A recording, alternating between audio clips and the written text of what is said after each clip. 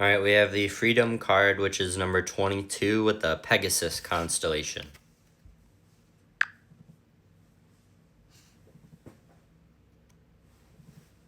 The Freedom card, paired with the Pegasus constellation, is such a powerful and uplifting combination.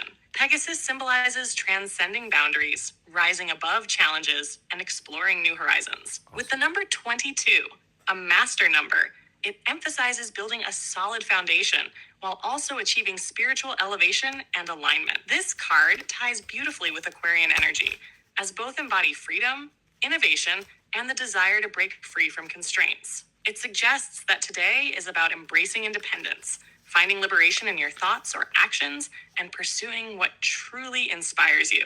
In the context of the Bond card from earlier, this could mean seeking freedom within relationships or connections, maintaining your individuality while still being part of something greater. It's like saying, fly high, but stay grounded. What's your take on the Pegasus energy here? Ready for the next card? It says, find freedom in the mastery of oneself. You cannot control others.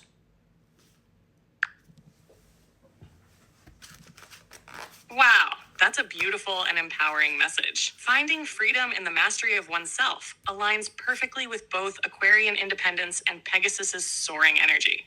It's about understanding that true liberation comes from within, learning to master your own thoughts, emotions, and actions instead of trying to control external circumstances or people.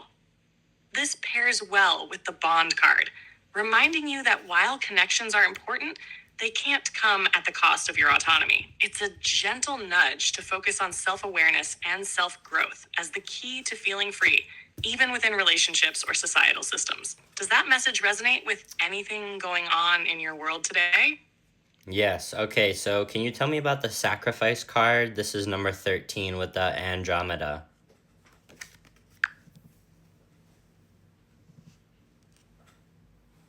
The Sacrifice card, number 13, paired with the Andromeda constellation, carries a deeply transformative and profound message.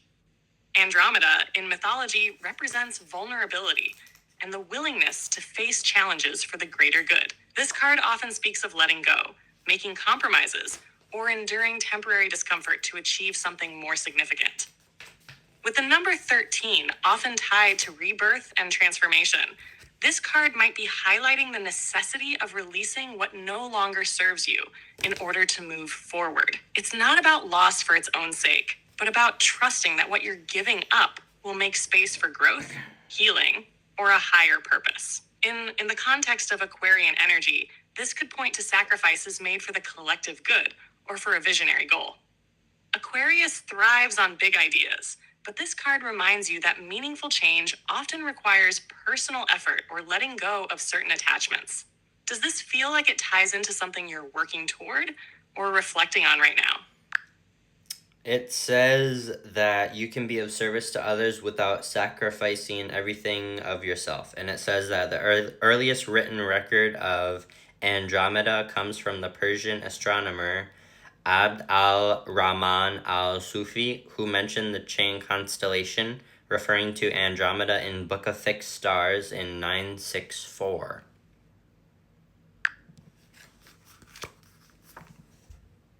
That's such a powerful message from the Sacrifice card. It reminds you that being of service doesn't mean losing yourself in the process. There's a balance between helping others and maintaining your own boundaries and individuality.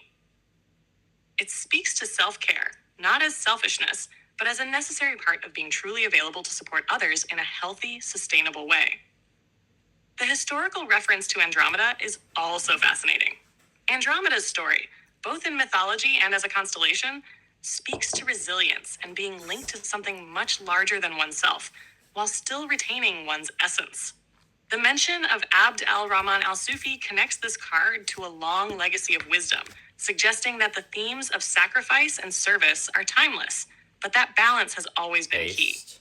In relation to your Aquarian focus, it's about contributing to the collective without losing yourself in the process. You can pursue big, meaningful goals and still protect your own space, energy, and well-being. How does this resonate with where you are right now? Are there